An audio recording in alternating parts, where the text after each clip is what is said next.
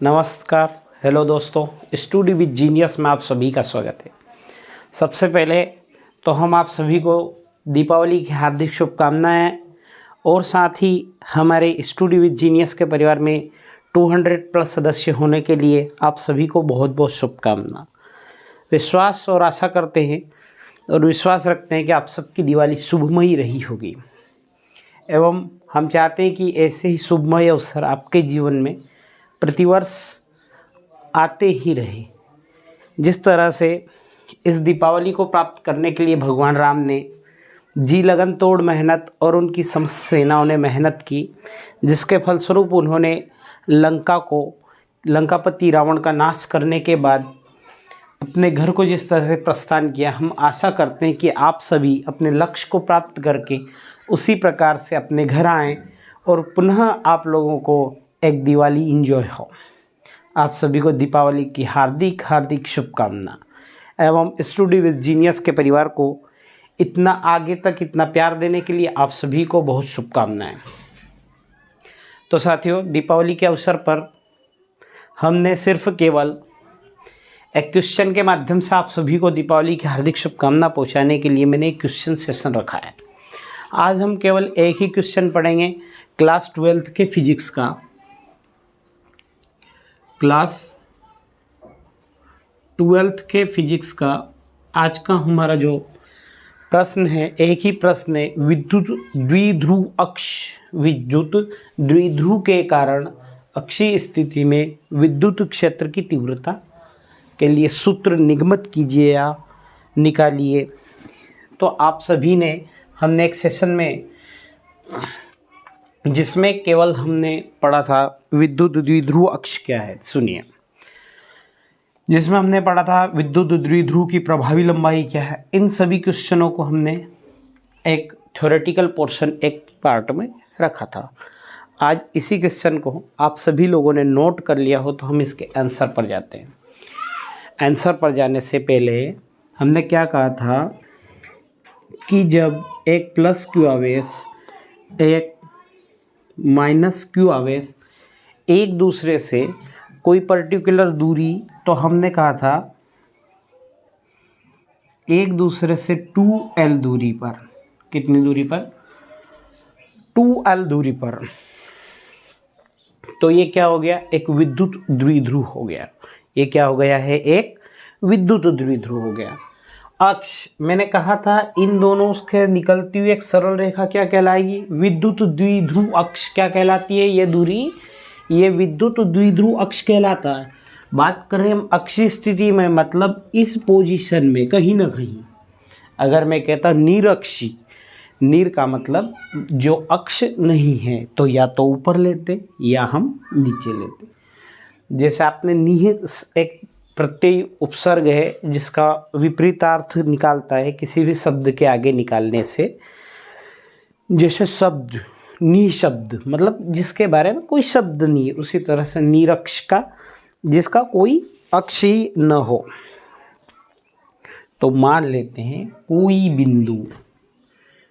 बिंदु P, ठीक है।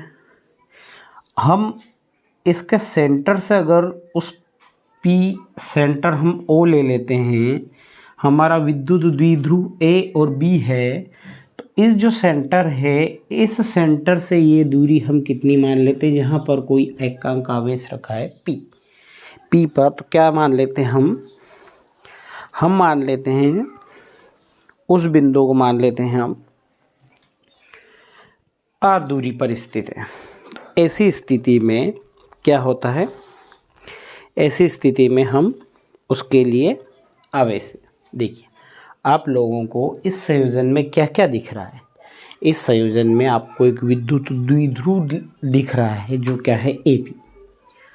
तो कभी भी इस तरह से हमें एग्ज़ाम में एक चित्र बना लेना है और चित्र बनाने के बाद उसके बारे में हम 2 वर्ड, 4 वर्ड, 6 वर्ड, इसमें कब क्या क्या दिया है, हम उसको नोटेशन, हम उनको लिखना प्रारंभ करेंगे, ठीक है। मान लेते हैं ये बिंदु आवेश पर 2 तीव्रताएं लग रही, एक आवेश E1 और एक हम मान लेते हैं E2। ठीक है, तो हम लिखते हैं, क्या लिखेंगे हम लिखेंगे उक्त चित्र में माना कि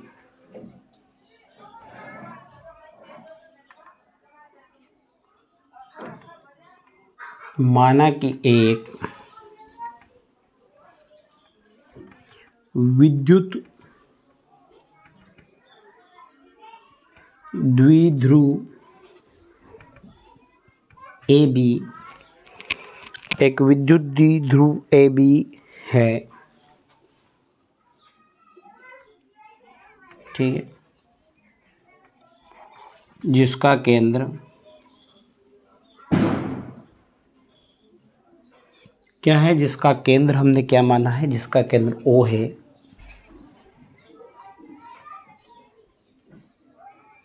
केंद्र O है, तथा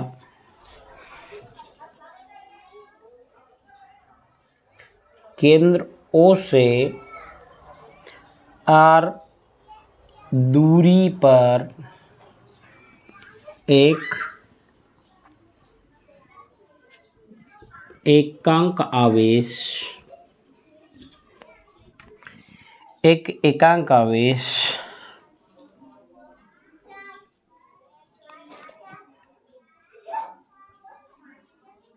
बिंदु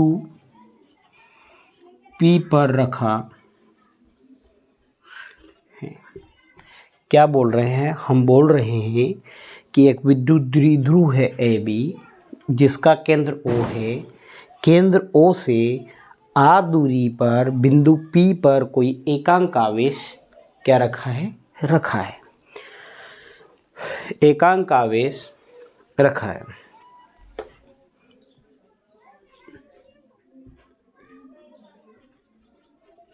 तथा विद्युत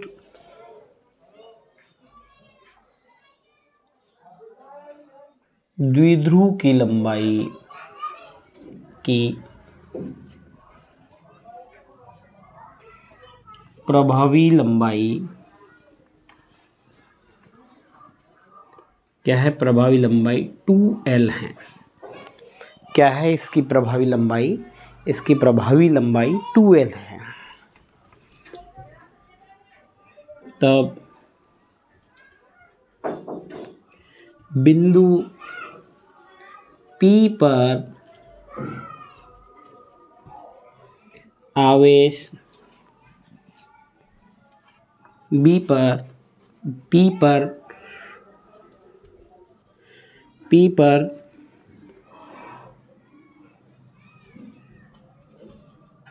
बिंदु B पर रखे आवेश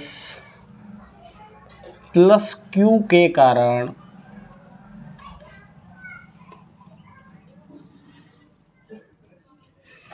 विद्युत क्षेत्र की तीव्रता E1 तथा बिंदु A पर रखे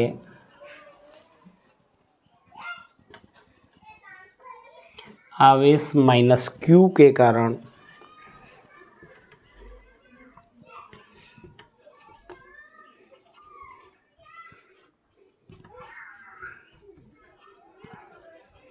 विद्युत क्षेत्र की तीव्रता E2 है। हमने क्या कहा है, हमने कहा है कि जो बिंदु हमारा P है उस पर प्लस Q के कारण विद्युत क्षेत्र की तीव्रता A लग रही है, E1। उसी तरह से बिंदु P पर A के कारण विद्युत क्षेत्र की तीव्रता E2 लग रही है। ठीक है, आप सभी लोगों ने ये नोट कर लिया हो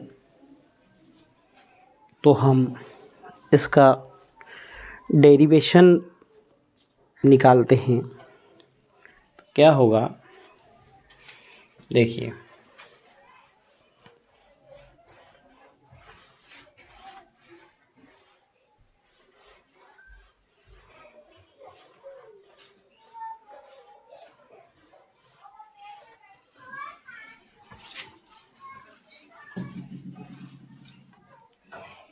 देखिएगा, विद्युत द्विध्रुव में यहाँ छोटा बना लेता हूँ।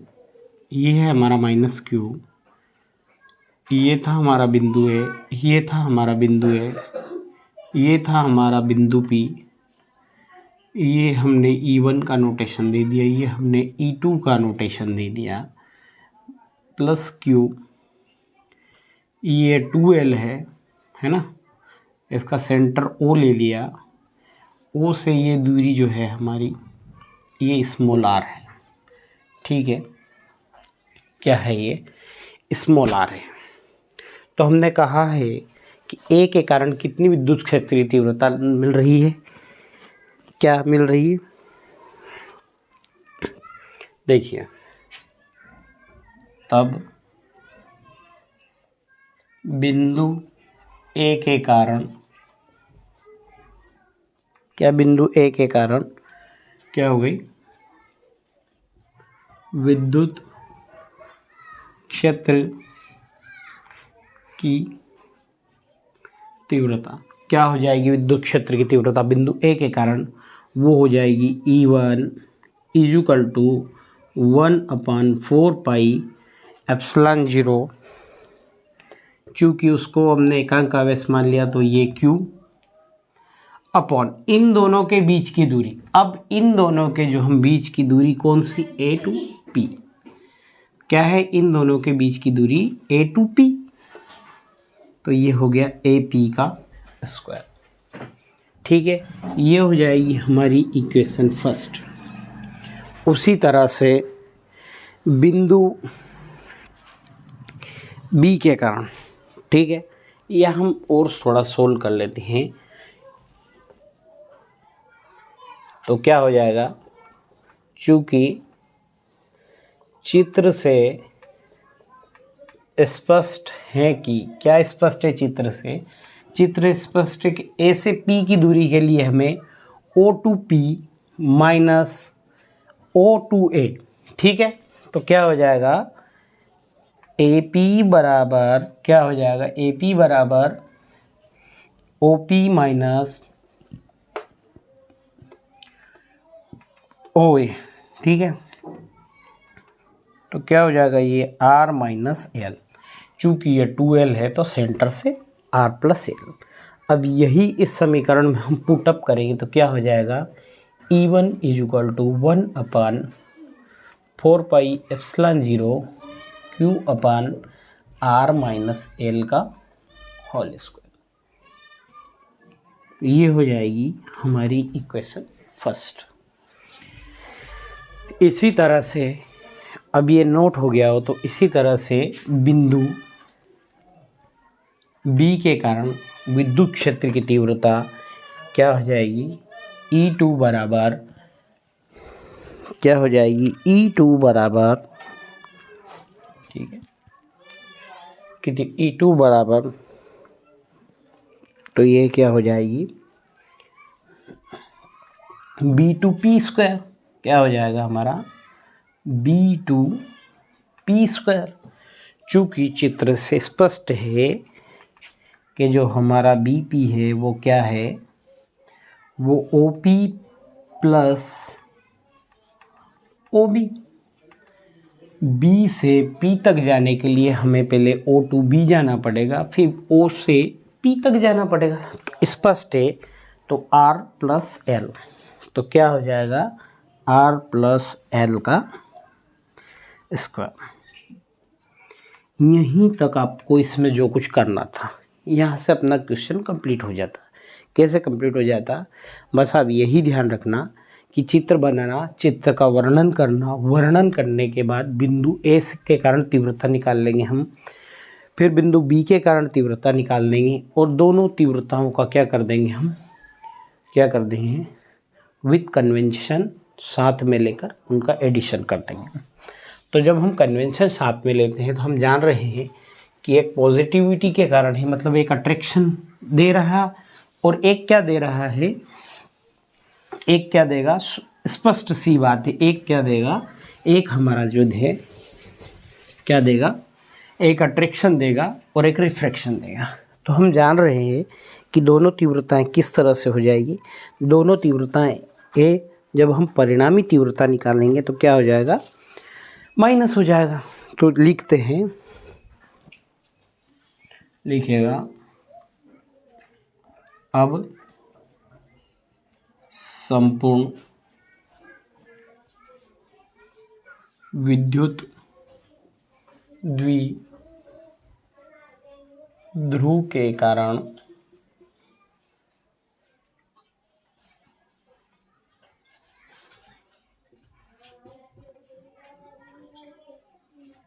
बिंदु P पर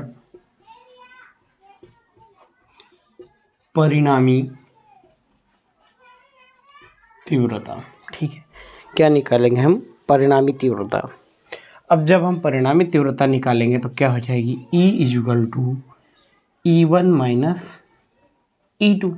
क्या हो जाएगा, E is equal to E1 minus E2। अगर हम इस समीकरण में समीकरण 1 व 2 से क्या कर रहे हैं, हम समीकरण 1 व 2 से E1 और E2 की वैल्यू यहाँ पर पुट कर रहे हैं। तो क्या हो जाएगा, capital E equal to 1/4 pi epsilon 0 Q upon R minus L का स्क्वायर प्लस माइनस क्या हो जाएगा 1/4 pi epsilon 0 Q upon R plus L का स्क्वायर होल स्क्वायर। अब हम दोनों को एक तरफ लाते हैं, इन पक्षों को हम एक तरफ लेकर आ रहे हैं। तो क्या हो जाएगा, E इक्वल टू 1 अपन लेके क्या रहे, सॉरी कॉमन चीज़ ले रहे हैं, Q अपान R, Q अपान 1/4 पाई एप्सिलॉन 0 क्या होगा, कॉमन हो गया। तो अंदर क्या बचा, हमारा अंदर बचेगा 1 अपान R माइनस एल का स्क्वायर प्लस माइनस 1 अपान R प्लस एल का होल स्क्वायर। ये हमारा अंदर जो है बच गया। अब हम फर्दर इसको सॉल्व करते हैं तो क्या हो जाएगा, Q अपान 4 पाई एप्सिलॉन 0 कॉमन रहा, ये इस तरफ चला जाएगा, ये इस तरफ चला जाएगा, R प्लस एल का whole square minus R minus L का whole square upon R minus L का whole square into R plus L का होल स्क्वायर। आप लोगों ने ये नोट कर लिया हो तो हम फर्दर हमारे नेक्स्ट पार्ट पर जाते हैं।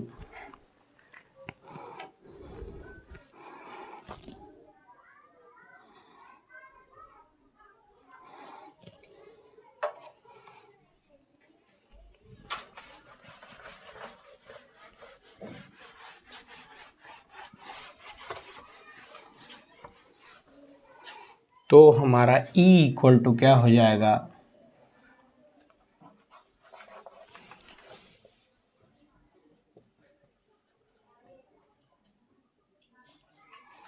जब हम a प्लस बी का होल स्क्वायर खोलते हैं तो a square plus B square plus 2ab और a माइनस बी के होल स्क्वायर को खोलते हैं तो a square plus B square minus 2ab।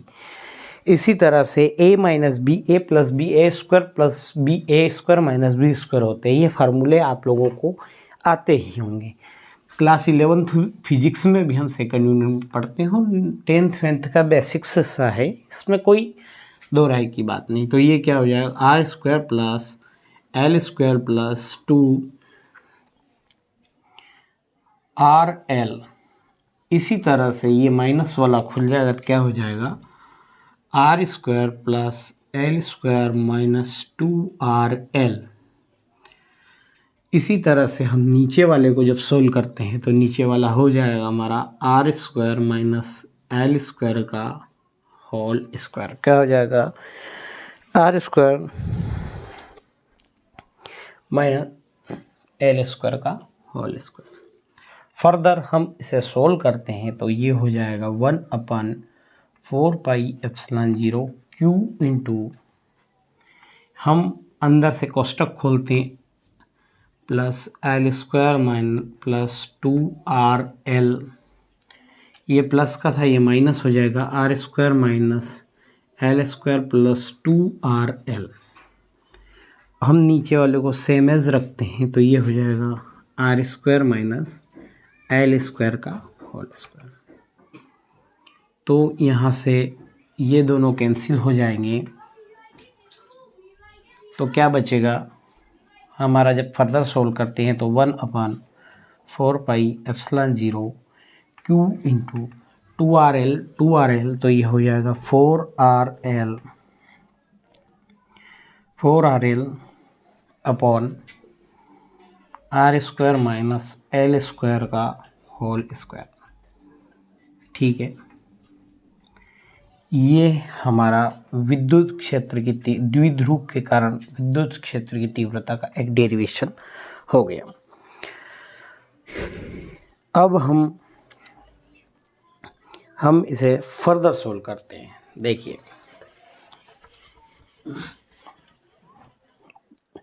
अब हम इसे फर्दर सोल्व करते हैं तो देखिए क्या हो जाएगा, E = 1/4πε0 2R into 2L into Q into R square minus L square का होल स्क्वायर। चूँकि हम जानते हैं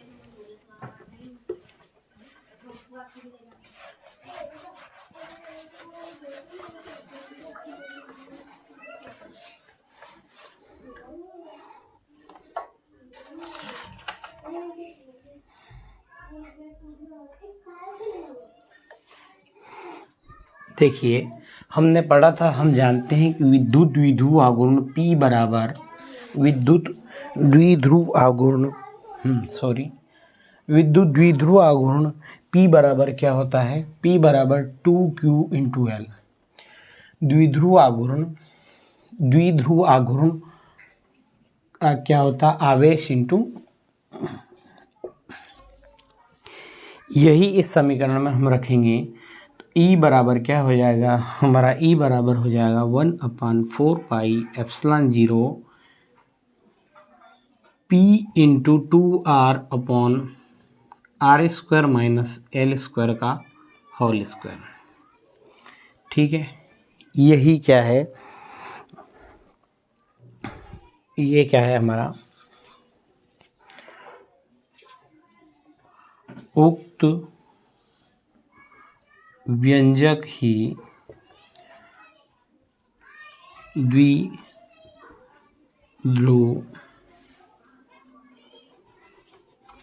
विद्युत द्विध्रुव के कारण अक्षीय स्थिति में